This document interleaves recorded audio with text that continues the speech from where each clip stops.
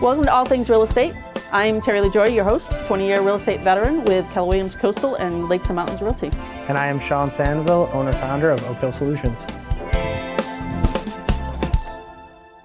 Hi everyone, welcome back to All Things Real Estate. I'm Terry LaJoy, your host with Keller Williams Coastal and Lakes and Mountains Realty, and my co-host Sean Sandville with Oak Hill Solutions. And it's just going to be the two of us today. So we're going to talk about cash deals and kind of explain what that looks like, what are some good scenarios for it, and then at the end we're going to walk you through a deal. So Sean, I'm going to let you start us off. Because you do a lot of cash deals, what are some of the scenarios, the most common scenarios that you see that a cash deal makes sense? Because it's not right for every deal. Correct. Yeah, so the most often is typically when somebody needs speed to just get the house sold as quickly as possible, because cash deals can close in anywhere from 14 to 21 days is average. There are some that can close in 7. They're just way fewer and far between. And a deeper discount. Yeah, and a much deeper discount. So yeah, I think it's whenever speed realistically is needed, and typically there's some sort of outside factor going along with that, some sort of distress of some sort, whether it's a foreclosure situation, inherited property that they don't want to maintain or deal with whatsoever, or medical reasons. It can be any number of things, but it's typically somebody that needs to close very quickly, and there's some sort of outside factor forcing them to do that, essentially. Right. And I'm going to add one more to that, and actually maybe a couple. So one might be a hoarder situation that is just full, and even going to the open market is not really going to get them what they want.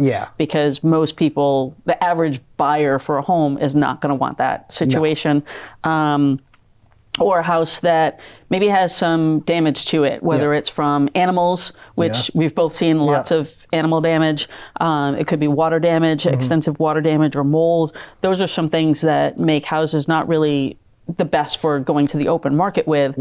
And the cash deal is very often the only deal that's going to actually make sense. Yeah, it's the deal that's going to be able to, there's no financing contingencies, so that's the big key. And then I think it's just and no inspections. Yeah, no inspections. So that's kind of the big thing. So yeah, anywhere where a house really can't be inspected for some reason or another, cash is probably going to make the most sense. Right. So how do you, when you meet with somebody, because you talk with a lot of distressed property owners, when you meet with somebody and you're talking through their different options, what does that conversation look like that brings you to that cash offer? Because a lot of people don't know that that's even an option, right? For an investor to come in and give them cash for their property. So what does that look like? And also on the back end, what are the benefits that the seller gets from doing a cash deal? Because there are some pretty good benefits to them as well. Yeah, so what it looks like is I always want to understand where they are, how they got into this predicament that they're in, and what is their ideal realistic outcome. And typically what cements it as a cash transaction for me is when somebody says, I just want this thing gone, or I need X amount of dollars in this amount of time. If that's typically the scenario that we're working with, cash is realistically gonna be the only option. There could be some creative options, but a lot of the times they don't really work out with what people want. But given the scenario, it could be there. Right. And then, what was the other question? I'm so sorry. What are their benefits? To the property owner? What are the benefits that they're going to get? From doing a cash offer? Yeah. So that is going to be speed and convenience, right? So no closing costs to them. No inspections, no financing contingencies. Majority of the time, it's going to be take what you want, leave what you want. So a lot of the times, if there's, like you had mentioned, a hoarder situation, or people just have a lot of junk that they don't want to deal with, you can leave all that in the property, because cash transactions are as-is purchases, which means like we're not going to require them to make any repairs or anything like that, versus if they took it to the open market, there's probably going to be some repairs that need to be done, things that come up in an inspection report that may just not suit what they're looking for and may not be beneficial to them. Especially like if they have something where they need to sell very quickly. You could do that on market, because I've seen you do it many times, but they probably don't want to make the repairs that are going to go along with that. Correct. And you just said something that I'm going to just circle back to, because it's very unique to you. Okay. Having been in the real estate industry for over 20 years, you do something that's very unique. And I just want to highlight that, because you said there's no closing cost to the seller. That's an Oak Hill acquisition thing. Yeah. Because there are many cash buyers out there, investors and other cash buyers, who they pay their closing costs and the seller still pays theirs. Yeah. And that's one of the things that makes you a little bit different. Yep. It also is you putting the property owner first and saying, how do we make a deal that works for them? Yeah. Yeah. I mean, a lot of the times I think I like to pay for all the closing costs, because I can pay less for the property, but at the end of the day, it's still the same net amount in the seller's pocket. And I think that's a lot of the things that can get disguised, is like when people sell and they factor in the closing, they don't factor in closing costs. So I've seen it where they're promised, $300,000 for their cash purchase, but by the time all the closing costs are taken care of, they're getting 280. So they're paying, or somewhere around there. It's a rough ballpark, but they're paying a significant amount in closing costs. Correct. So, and it's not really disclosed up front. There's a bunch of things that can go wrong there. Right. And so one of the other things that you do differently as well is when you say, there's no home inspection, you really mean it. Yeah.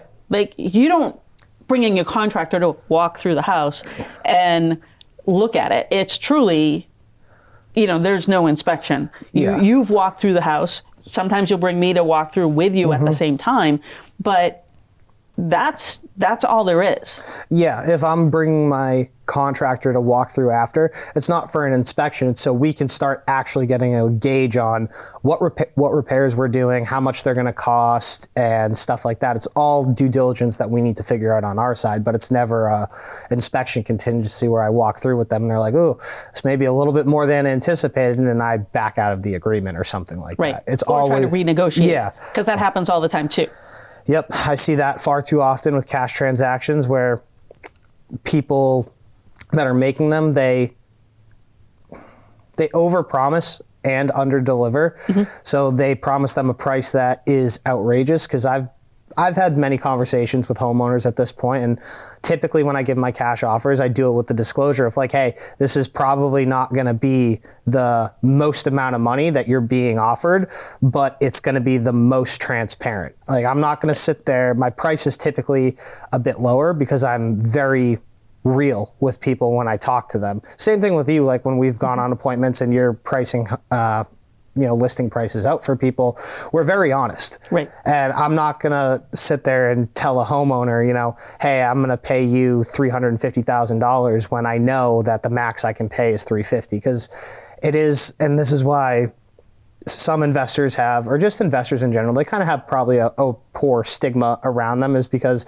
it does happen far too often in our industry where they'll contract a homeowner and then a couple days before the sale, they're renegotiating, beating them down on price, which is never what you want to have happen, because at that point, the homeowner is essentially backed into a corner. Correct. So I think if I could get across one thing, is if people are entertaining a cash offer, they feel it really may be right to them, don't be insulted by the number that is given to you. Ask questions about it. Ask why it needs to be that. That way you can get the full understanding. Because sometimes we'll walk into properties that need $150,000 in renovation, and you have to account for holding costs, materials, labor, all that stuff, and the number can get really big really quickly. So it's making a cash offer for an investor. There is a lot of risk to it, but can be a win-win for everybody involved. And there's different ways to do cash offers too. So some of the investors use their own money, right? Yep. And so they're breaking interest to take that money and go do something with it. And then there's other investors that use other people's money. Yep. Right? We've all heard that phrase, other people's money. Hard money lending, private money lending. There's all different ways of using other people's money to do the investment. Yep. When you're getting basically a loan from a private money person, that's not a bank, it could be a friend, it could be another business person, but they're not charging the same interest rate that a bank is, are they? It's very high interest. So typically it's 12 to 15% interest. You're paying points up front, which is just a percentage of the total. And then you have your interest only payments, which are your carrying costs. So like it does get very expensive. So typically when I talk to homeowners about a cash offer, I tell them you're going to trade equity for the speed and convenience of the cash sale. And you just have to decide if that's right for you. Right. I like cash offers when there's a bunch of equity in the house, because we can still put a very large sum of money in the homeowner's pocket and still get it at a price that we need for it to make sense for us, where we can go forward comfortably and not have to change anything. Because that's the last thing we want to do, is have to go back to the homeowner and say, hey, we actually need to renegotiate price. Like, I think I've maybe done that one time out of all the transactions I've done, and it's because I wasn't told the whole truth going into it. Right. Otherwise, my number would have been more accurate. Yep. And there's extra fees to you if you can't get things done on time, correct? Yep. From your private money lenders or the hard money lenders, whoever you're using. So there's extra cost there as well. And so it's just, I think, one of the things that I want you to kind of talk to homeowners about too, that are maybe considering a cash offer, what are some questions they should ask from an investor who's coming in and saying, I'm going to give you a cash offer? What are some questions they can ask to make sure that the number is the number and it's not going to change later? Yeah, they should be asking them about proof of funds first and foremost. They should be asking them about an earnest money deposit. How much money are they actually, like, what's the good show of faith that they're making? And then I would ask about which closing company that they're going to use. If typically most investors, or a lot of the cash ones that I know, they have their preferred title company that they want to use. So you can, and that's a Google search away if you ask them about that, and you can know that, hey, I am going to a real title company. This isn't going to be some shady backdoor deal. And then I'm trying to think of anything else that they should. Is there anything that should be in the contract? As is purchase. That should be specified. I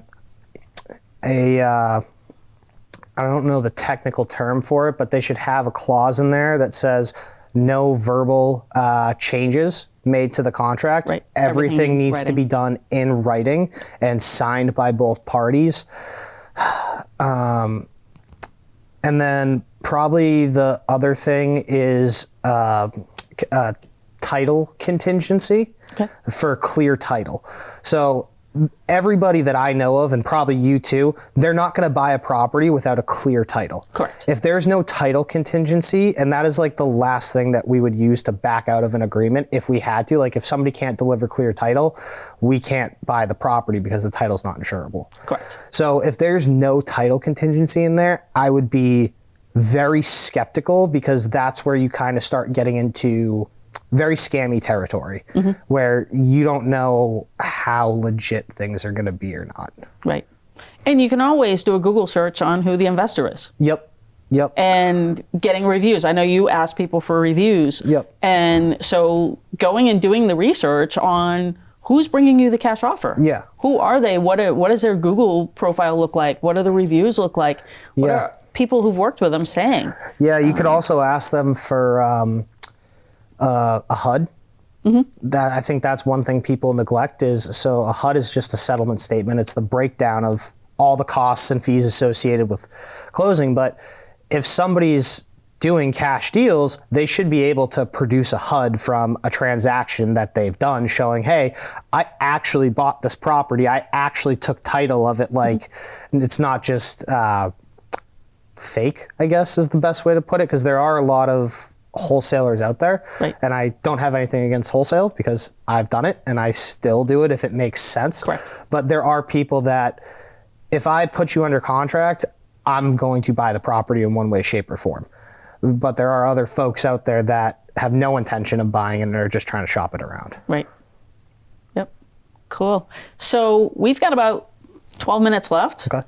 And I want you to walk us through a deal. You had a recent deal that you did. Yep. And it was a cash deal. And so we've talked about what it looks like in theory. Yeah.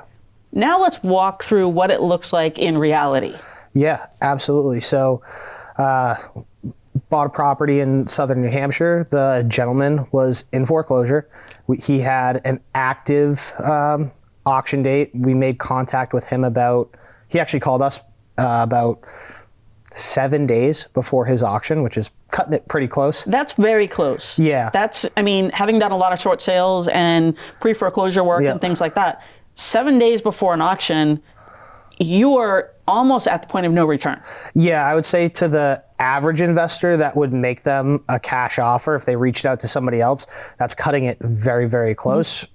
I specialize in this stuff, so we've gotten sales stopped less than 24 hours prior. I think the shortest one you did was 12 hours before.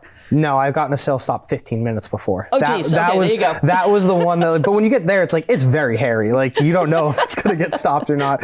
But yeah, 7 days prior, and we had a conversation with him about, how he got into the situation that he is in, what's his ideal realistic outcome. And then based on that, kind of just presented all of his options to him of, hey, here's what you can actually do. And we ended up negotiating a cash transaction. We were able to put, it was more than $100,000 in his pocket, so that he could move down to Florida, start fresh, go live with a family member down there, get out of, the winter times in New England and stuff like that. So that was kind of the nuts and bolts of it. And I told him up front, hey, this price is going to seem a bit low, but this property does need significant repair. And I would rather underprice you than shoot myself in the foot and have to come back and price reduce him later. And I think a lot of the things that we've done this on more than one occasion that I can say for certainty that other investors are not going to do. We actually went back and renegotiated with him to put more money in his pocket. Right. So we had our contractor walk through. The repairs came in about $20,000 less than what we had anticipated. So we went back and we signed an addendum with him saying, hey, we're going to up the purchase price by $20,000 to put more in your pocket. Because when we budget our numbers, like we know what we're going to spend, we know what we're going to make. That's fine with us. That's how we enter into every single transaction. But yeah, I think that's probably the thing that you should be looking for, as well as like, are they willing to come back and put more money in your pocket if they're going to do that? Like for somebody like myself, that's why I tell folks up front, like, hey, this may be less than other cash offers than what you're getting, but I know I can perform on it. I'm not going to back out. And if I have the opportunity to put more money in your pocket, that's what I'm going to do. I've done it multiple times on multiple different transactions. And honestly, I mean, again, 20 years in the business, I don't know of anybody that has gone back and said, Mr. Scheller, because of the situation, we're going to give you more money. Yeah. Everybody else, most people would be like, great, I'm going to put that extra 20 grand in my pocket. Yeah. Yeah. And I mean, if the risk is there, then I probably wouldn't go back and put more money in their pocket. If we're like kind of questioning like a septic system or something like that, I would keep that to make sure that I don't go under on the transaction. Right. But when we're very confident about things, we'll be more than happy to go back and put the money in a homeowner's pocket if we can. Yeah. So you've negotiated the deal. You've done the contracts with them.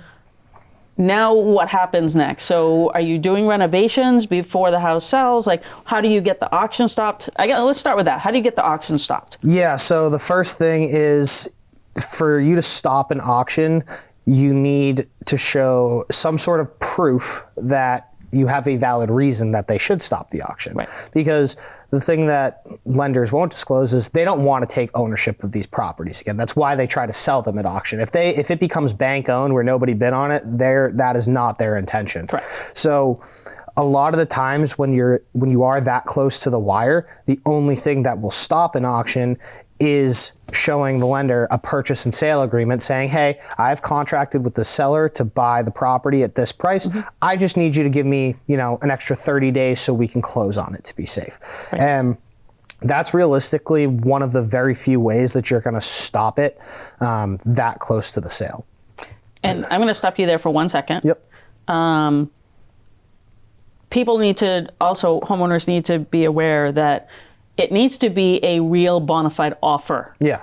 It can't be that, my neighbor's just writing an offer that they'll buy the house, but they're actually not planning to buy the house, or that they're going to buy it and then sell it back to the homeowner. Like, there's a lot of scams that have gone on throughout the years that the banks are wise to. Oh, yeah. So it needs to be a bona fide offer. And when investors like yourself are coming in with that cash offer, that is a real offer. Yeah. And I think the homeowners need to kind of be aware that they need to make sure it's a real offer too. Yeah. Yeah. I mean, we've talked to a bunch of homeowners that they get in contact with somebody else that's not us. They've signed an offer, but there's no communication. They can't tell if the auction stopped. They end up going to auction, unfortunately. Right. So you do need to make sure that it is a real offer. You need to, if it's a foreclosure situation, I would be asking them how they plan on getting the auction stopped if they're telling you that they can do that. Right. So a lot of the times, people don't know that you need to show to the lender. It's not just a purchase and sale contract. You need to send the purchase and sale agreement. You need to send proof of funds. If you can have your title company do up a bare bones HUD real quick, showing that they're working on it. Even a cover letter explaining the situation can be very helpful as well. Right. So those are all things that people need to be aware of and questions that they should be asking folks if they're in that situation. If there's a timeline. If there's no timeline, like it's an inherited property or something, you have plenty of time to iron out all the details. But if it's something very last minute like that, you should be asking those questions to make sure you're going with the right person. Because the worst thing I can think of is you don't want to sell your home to begin with, and then you contract with somebody that actually can't perform. And you think everything's taken care of, and then it ends up going to auction. Right. And we've both seen that. Yes, far too many times. Exactly. Far too many times. Yep. And then I'm just going to say researching the investor. Yeah. Do some research.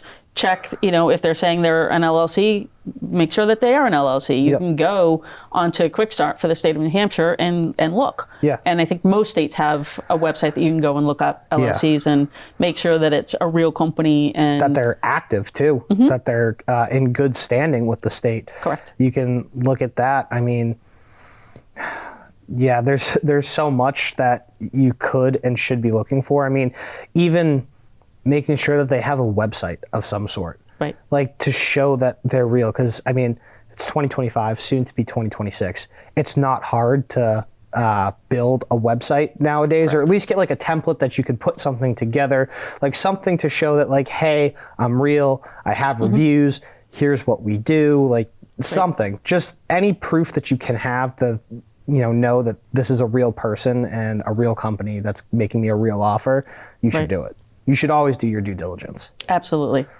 Absolutely. Anything else that homeowners should know about when, they're dealing with an investor for a cash offer, and, anything else that they should be thinking about? You can always ask the investors, because sometimes when these transactions close very quickly, if they're living in the home, it's not enough time for somebody to move out. You could ask about a post-possession period. It's not typical with cash, unless they get it at a severe discount to where they can eat those holding costs and it makes sense. But typically you should know with a cash offer that once you close and sign the paperwork and you're no longer the owner, most of the time they're going to want you out right away. Right. So that's something to think about, is if you do plan on, if you're living in the property and you choose to move forward with a cash offer, you should be looking at your next living situation right away, whether it be, staying with friends or family, starting rental applications, you should be looking into that, because a lot of problems can arise when, you know, the homeowner is like, well, I can't move this quickly. And the investor's sitting there like, well, I never told you could stay. Like, you sold your house, so I need you out. And that, it just never becomes a good situation. Right. So that could be something to definitely take into account. And I know from experience with you, and I've watched you do it, helping people move things into storage, getting them storage units, helping them find a place to live and where they're going next, and working with them. Yeah. Not just, okay, here's the offer, I'm out, you're on your own to figure out the rest of this. You really do stand side by side with them all the way through the process. Yeah, that is one of the things that I would say sets us apart for the better, is we don't offer it for everybody because not everybody needs it. But in those situations, we do offer a full relocation assistance, pay for movers, pay for storage, everything like that. And all that stuff, if somebody's offering it to you, just have a conversation with them about what that means, right? Because there's been times where we'll front everything for them because they don't have the cash on hand, but once they have the sale, they can reimburse us from it. And then you can do that right through the closing. Yes, exactly. We just put it as a line item on the HUD. And then there's other times where people are in such bad situations where they need every single penny they can from the sale to, you know, move on to the next chapter of their life. And so that's, it opens up to negotiation on how you want to work the specifics of that. But that could be an option for you, is, you know, talking to your investor about, hey, like, I don't have the money to do this right now, but would you be willing to, you know, front the money for a storage unit, pay for movers, and we'll reimburse you on the HUD. It's stuff to consider. Absolutely. Lots of great information today. Thank you so much. Thank you. And we're going to wrap it up for today. We'll be back next week, and we'll see everybody next week.